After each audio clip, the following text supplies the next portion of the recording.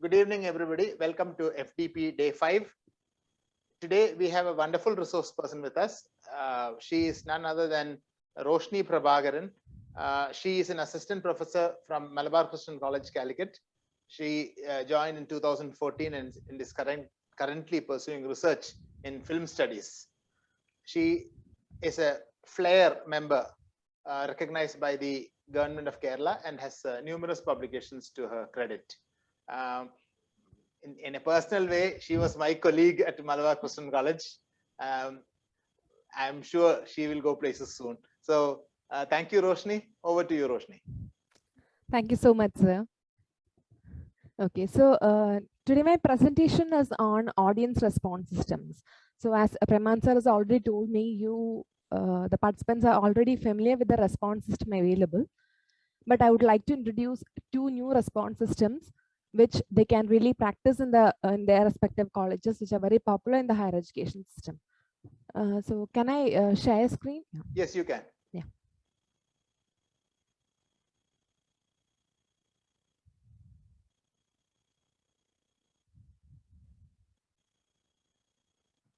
Is it visible, sir? It is coming. Yes, audience response systems. Okay. So audience response system, as we all know, they are highly popular in higher education system, in educations, because they promote interactivity. They give a lot more opportunities for gathering feedback, for pre-assessing to get to know what are the basic levels of students before you go to the classroom, and maybe for post-assessing sessions after the classroom, like how well they have comprehended, and also to get to know how they are actually interacting with others and with the teacher in the classroom. You need to make it full screen. Okay. Yeah. Yes. So audience response system is relatively very modern response technology, which are designed to collect instant feedback. As you can see, I guess you have already seen a Mentimeter. So as a Mentimeter, you collect a very instant feedbacks, and different pollings and quizzings can be done in the audience response system. It is also known as students response systems, and they increase the audience retention, the engagement, the attention, everything in the classroom by a way more than the usual regular classrooms. And they are also used in corporate trainings and live events and other scenarios other than just the classroom. So the first topic that I would like to introduce is Mentimeter, which you have already practiced. So Mentimeter is a tool that will enable you to interact with the audience in the real time. Just like when you do your Kahoot, the next session, when you do the gamification, at the same time when the tutor is going to present the questions, at the same point of time, you can interact with the questions, you can answer the questions, you can participate in the poll, and etc. So you set the questions and the audience can give the input via a phone or any other device. So these are some attributes of Mentimeter. So while doing a Mentimeter, as a teacher, you have to go to mentimeter.com, and then I'll just show you a demo of how to do it and make a new presentation in that. But as a student, when you're doing it, you go to menti.com. You doesn't go to mentimeter.com, but you go to menti.com, and you'll be given a numerical code of that respective presentation. And when you enter that numerical code, you'll be able to participate in that quiz or poll. So Mentimeter is used to create interactive presentations that include surveys or poll questions for participants to respond to using your mobile phones. The students simply go to menti.com and enter a numerical code for your content.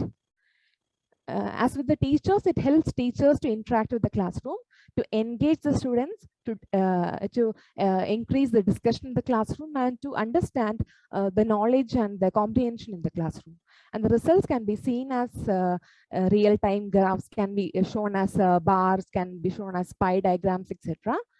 And this interactivity, increased interactivity in the classroom, help to kind of help the students to get more motivated, to get more engaged in a classroom, and to participate more in the classroom.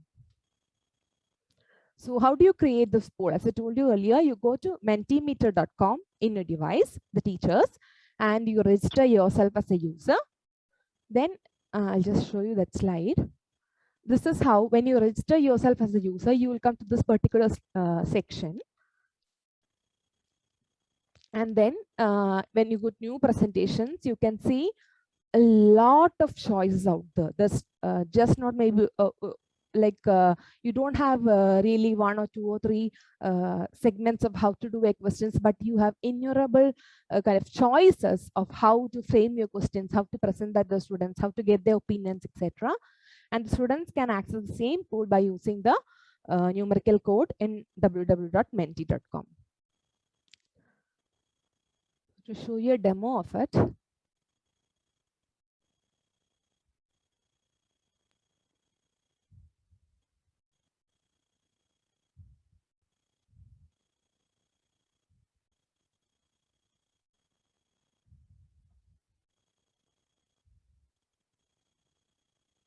Okay.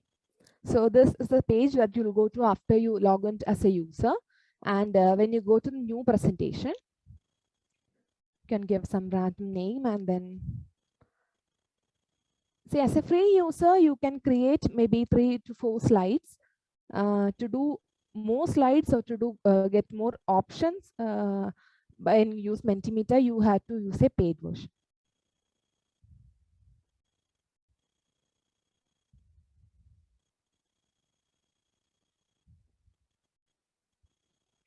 Okay, so this is what you'll see when you create a new slide, and in the right hand side you can see the popular question types, the questions that you can see. You can either add multiple choice questions or your word cloud can be used in a classroom. If you're going to present a new topic, you can ask them to give their choices. Each student can give up to 3 different words which they think is pertaining to that particular topic or section, and maybe you can create a workout.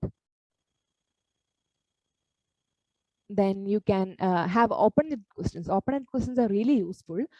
You can use that for your feedback section. The anonymity, the one particular very good thing about Mentimeter is that the participants are really anonymous, and that gives the students a high amount of confidence that they won't be identified. Whatever they feel, whatever the real feelings are, can be expressed here. So open-ended questions can be used to give them a general natured question, or can be used to gather feedback, etc.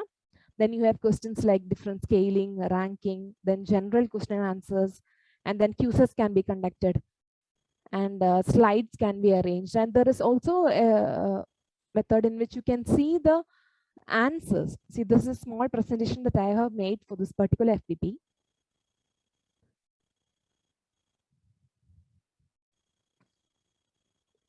So this was one question: who's the author of the book that I Arrived the Young Girl? So when this particular students go to menti.com and give the numerical code, they'll just get the question, and when they answer, the answer can be seen in numerous type of words. Teachers can access the answer, show the answer to students as bar, or they can show that as donuts. Since there is only one response till now, it's just a full circle.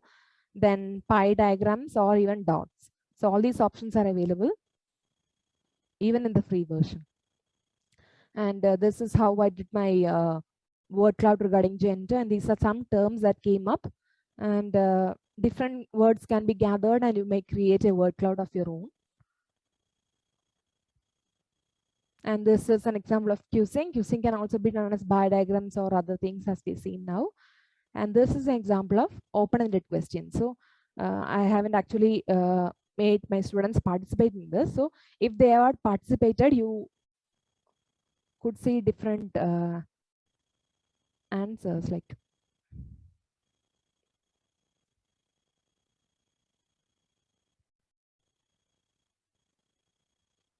Okay, these are some answers that I collected for the question. How can you improve your writing? Students can give their honest opinions about how they would like to improve their writing. Someone has answered, I don't know. Maybe you need to read more, or you take more practice, and a lot of things like that. So this is how you actually do a Mentimeter session in classroom. So this is a very instant thing that you can do. It may not be very long. You can just create perhaps 2 or 3 slides, and you can have a quick revision or quick gathering of how much the students are actually comprehending what you are going to say in class or what you've been taking up in the class. And regarding feedback, using Mentimeter in a classroom increases engagement. As I personally experienced, it increases engagement and it halts passive learning, especially when you go to online learning. When you go to G Suite or Zoom, as we're doing right now, the students are really passive. They really they might even just switch on the computer and maybe going somewhere else and doing some other work. So this using Mentimeter in a classroom would really help us to break the passivity in the classroom. It encourages students to become active in the classroom. And in Mentimeter, when you do that, the honest feedback is easier to come by because of the anonymity of the poll. The students will be more confident to express their answers instead of the awkward silences that we usually have when we pose a question in the classroom. And these might also help in filling students' knowledge gap, because after you get the result of how they have done it, you would know how much of the content that you have just passed has been comprehended by the students, and then you would know which areas you need to stress more in your further sessions or which areas you need to repeat more. So this is a great tool that you can use in your classrooms.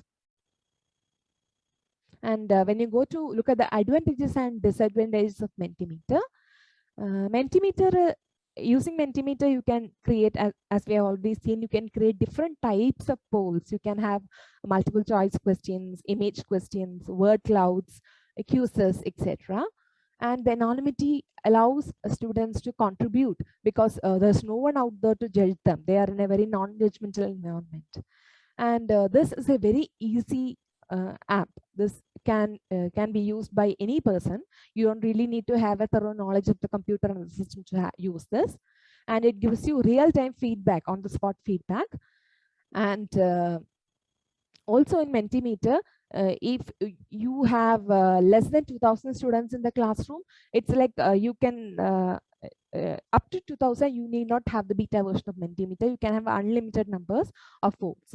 And the disadvantages what you can consider regarding Mentimeter is that students are anonymous. As a teacher, you really cannot identify which student has answered what the student has contributed.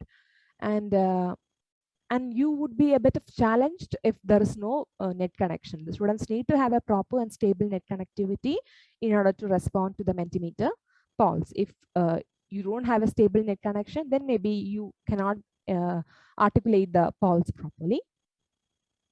And the students, once they have passed on, they have entered their responses, they cannot edit their responses. That was my first section. And the second section of the talk, I thought I would introduce to you another tool that we can use in the classroom, which again, I think you might have already used in the classroom. Or you might, it's known as interactive videos. Interactive videos are a very good, a very essential, a very useful tool that you can use in the classroom. You can embed Roshni, different. Roshni, sorry, Roshni. Yes, sir. Can we just wait for any questions if there are any? Oh, sure, sir. In the first session, and then we'll move on to this. Yeah. So Sneha Louis, thanks. You have used Mentimeter and it really helps. I agree with you, ma'am. So Sneha Louis agrees with it. Anybody else has any comment? Please, 2 or 3 minutes. Anyone has used it? It'd be nice for you to share if you have. If Dr. Jayashree Nalkar used it for a yes or no, I think. So you are aware of it.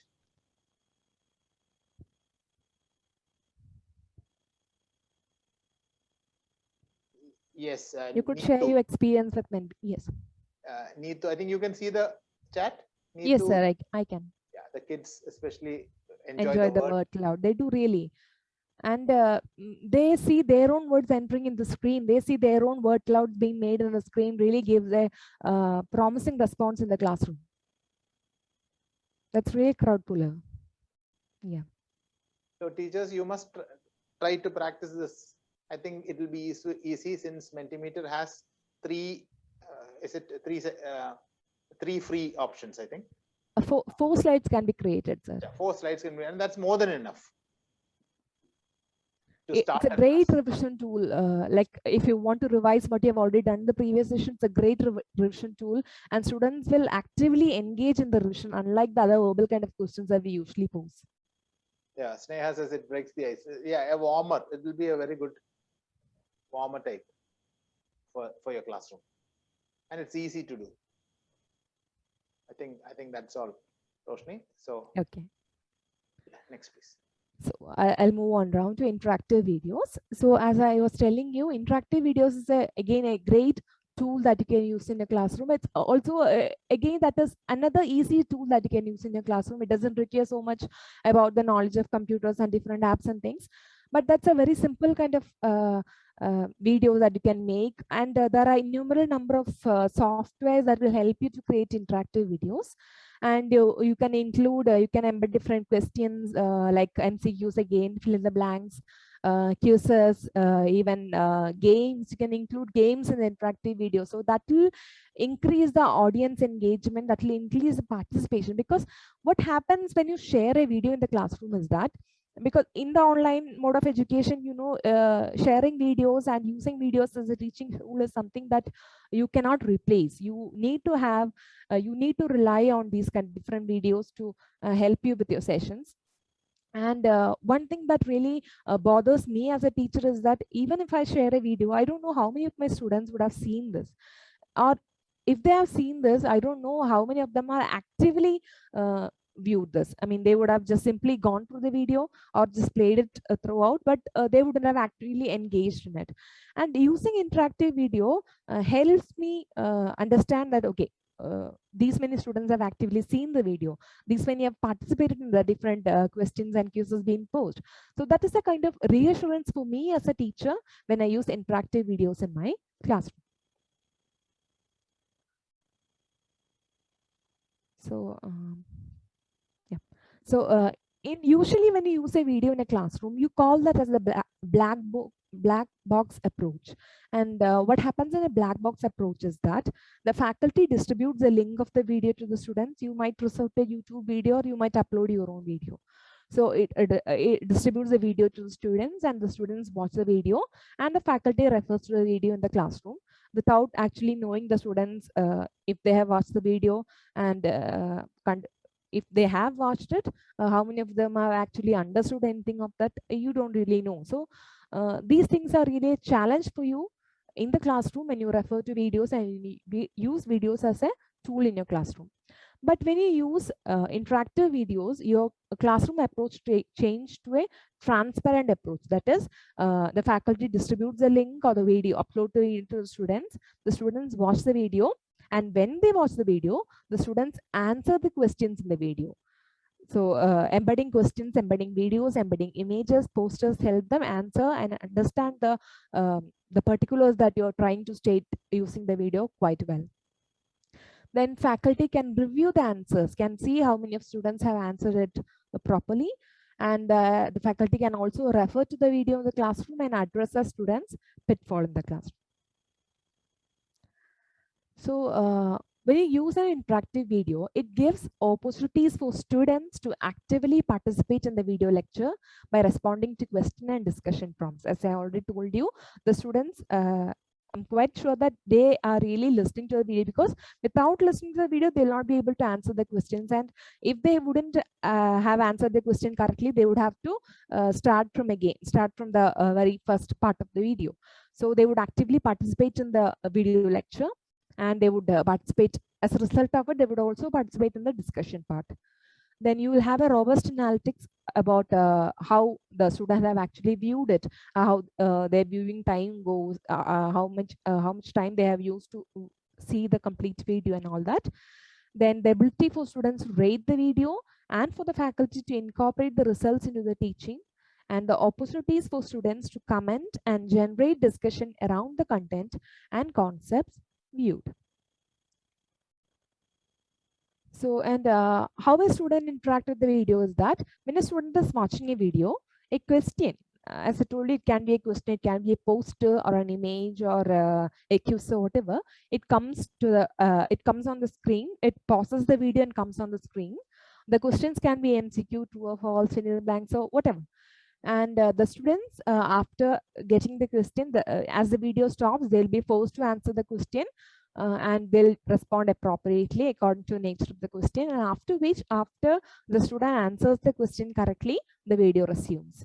And feedback is provided to the student based on their response. The student then at that point of time knows if the answer is right or wrong.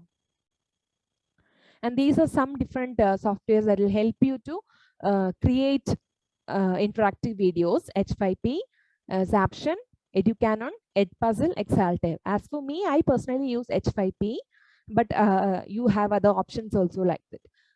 And in H5P, you have a problem is that when you're using a free version, you will not be able to understand the response of the students, which student have answered so and so. That is not possible for you to view as a teacher. But when you use Zaption, that is also possible for you. So these are different apps that would be available for you to create your own interactive video. So H5P is an acronym for HTML5 package. It's a real bulky package, and you must really go to H5P because it will provide you innumerable kind of possibilities that you can actually use in a classroom. I'll just show you the page and you'll get to know how many of the possibilities that you haven't actually used in creating in your actual classrooms. It's a free and open source content collaboration framework. And the goal of using H5P interactive videos is to make it easy for everyone to create, to share, and reuse interactive HTML5 content. It can be used for interactive videos, presentations, quizzes, games, interactive timelines, etc. As for interactive videos are just one point when you consider H5P. That is one of the basic things that you can do with H5P, and a lot more possibilities are open in this particular software. So when you go to H5P, you have to register yourself as a user, and then you can, after registering, you can use different kinds of content available there. You have interactive slides, you have MCQ, you have flashcards, you have fill in the blanks, etc. And when you create an interactive video, you have to go to create new content, and then you can upload your own video, or you can just copy the URL of video from YouTube that you want to share with your students. And after copying the URL from YouTube, you can add interactions to the video. Interactions, as I told you, can be quizzing, can be MCQs, can be posters, anything that can be added to the video at the appropriate places that you want them to. And then you can save the file, and you can share this particular URL with the students, and they can also view the file along with the interactions that you have added. So I'll just show you one particular section.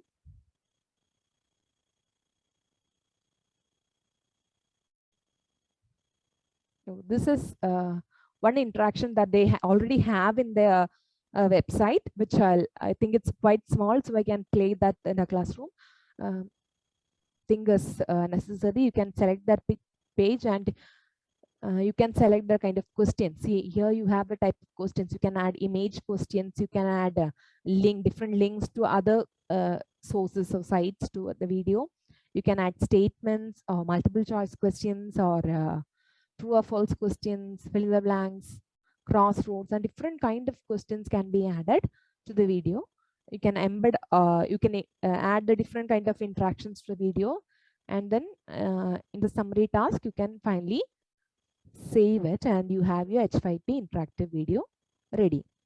And you just need to copy a URL of H5P and share that with your students, and students can actually view the video. Or this platform is also compatible with the Moodle page. If you have your own Moodle page, this platform H5P is more than compatible with the Moodle page, and you can use the same facilities in the Moodle page.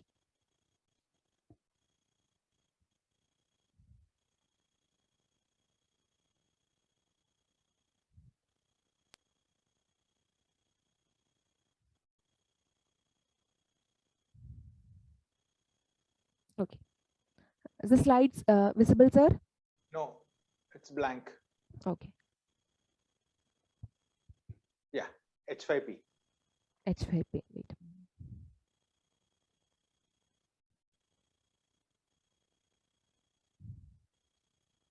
Now? Yeah, it's coming. Yeah, go to H5P. Yeah, yellow color. Yeah, yellow color. Okay, right. So that's how you create your own interactive video using H5P software. And what are the advantages when you use H5P is that it's very easy, as you have seen right now. It's very easy to create your own interactive video right from the your house browser that you use in, and it's can be easily shared across your students because you just need to copy the URL and share. So it can be easily accessed by anyone across, and it is easy to reuse and modify. If you have already created one interactive video, you can reuse the that particular video itself to create another interaction. So it is easily reusable and modifiable. And it's mobile friendly content. You can also use the interactions, and you can create the interactions using your mobile phones or computers or smartphones or tablets, any platform. And it's again, it's free to use. It's completely free to use. H5P is completely free and open technology. It is licensed with MIT license and supported by communities like Moodle. So ARS in general, audience response systems that we have been dealing with in general are great because it enables you to have greater participation, interaction with the audience, with the students, with the participants. It encourages peer instructions because while they do the interactivity, while they access the polls or the videos, they can also get the instructions from their peers, from their friends, and they can also help them in the mode of studies. So peer interaction instruction has also been made possible when you use audience response systems. And it's possible to use this for diagnostic and formative assessments. And what is diagnostic and formative assessment is that before a class, if you have to assess the knowledge, the basic knowledge of the students, that is known as diagnostic assessment. And after the class, if you need to know how much of the class has been comprehended by the student, that is formative assessment. And these response system, be it Mentimeter or be it interactive video, are great for both diagnostic and formative assessments. And by using this response system, you are going to have a great classroom. It's already you have a constructive style of classroom in your methodology. So thank you. That is my presentation, and this is my email ID. If you have any doubts, you can contact me in my mail ID later. If you have something now, you may ask it. Thank you, Roshni. Let me just